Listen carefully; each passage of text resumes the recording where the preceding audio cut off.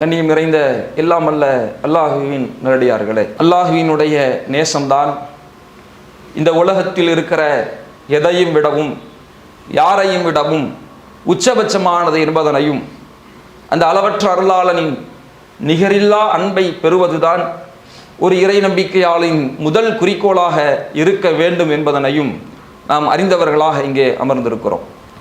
அப்படிப்பட்ட உயர்ந்தோனின் அந்த கொள்கைகள் இந்த உலகத்தில் நிலைநிறுத்தப்பட வேண்டும். அப்படிப்பட்ட அந்த உயர்ந்தோனின் போதனைகள் இந்த உலகத்தில் எடுத்துச் சொல்லப்பட வேண்டும்.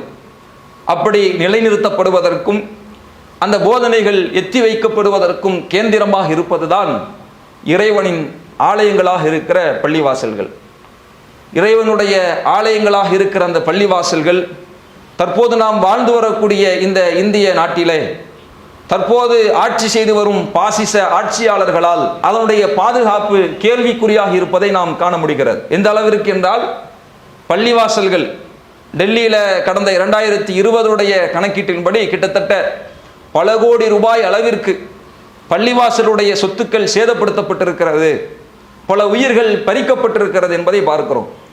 உத்தரப்பிரதேசமாக இருக்கட்டும், இப்படி இந்தியாவில் இருக்கக்கூடிய பல்வேறு மாநிலங்கள் அங்கே மக்களுடைய மனதில் விஷ நஞ்சை பதித்து முஸ்லிம்களுக்கு எதிரான சிந்தனையை ஊட்டி அரசியல் லாபம் அடைவதற்காக வேண்டி பள்ளிவாசல்கள் தாக்கப்படுவதும் அது தகர்க்கப்படுவதும், ஒரு கட்டத்தில் அந்த பள்ளிவாசல் அமையப்பட்ட இடங்கள் அவர்கள் நம்பிக்கை கொண்டிருக்கிற கோயில்களாக மாற்றி அமைக்கப்படுவதுமான ஒரு நிலை தொடர்ந்து இருப்பதை பார்க்கிறோம்.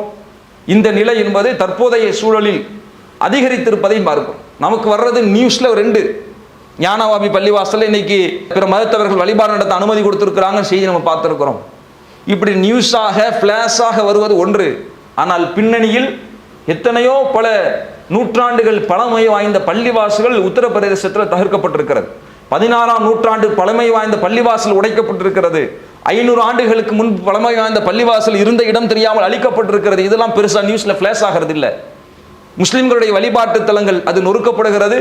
இது வெறுமனே வழிபாட்டு தலங்களாக நாம் பார்ப்பதை தாண்டி இது அல்லாஹுவின் கொள்கைகள் நிலைநிறுத்தப்பட வேண்டிய ஸ்தலம், அல்லாஹுடைய போதனைகள் எடுத்துச் சொல்லப்பட வேண்டிய ஸ்தலம், இறைவனின் நேசத்தை பெற்றுத்தரக்கூடிய ஒரு இடமாக இருக்கிற அந்த பள்ளிவாசல் அதை நம்மிடமிருந்து பறிக்கும் பொழுது அதற்கு எதிராக வெகுண்டெழ வேண்டிய, நம்முடைய கண்டன குரல்களை பதிவு செய்ய வேண்டிய கடமை நமக்கு இருக்கிறது.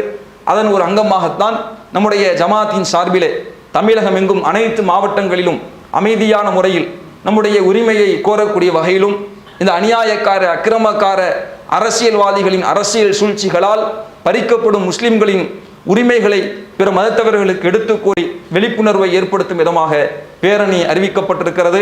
அதற்கான ஆயத்த பணிகளை நாம் நம்முடைய பகுதிகளில் செய்வோமாக என்று கேட்டு நிறைவு செய்கிறேன். அஸ்ஸலாமு அலைக்கும் வரஹ்மத்துல்லாஹி வபரகாத்துஹு. இஸ்லாம் மற்றும் சமுதாய செய்திகளை அறிந்து கொள்ள தமிழ்நாடு தௌஹீத் ஜமாஅத் யூடியூப் பக்கத்தை உடனடியாக சப்ஸ்கிரைப் செய்து கொள்ளுங்கள். மேலும் பெல் பட்டனையும் கிளிக் செய்து கொள்ளுங்கள்.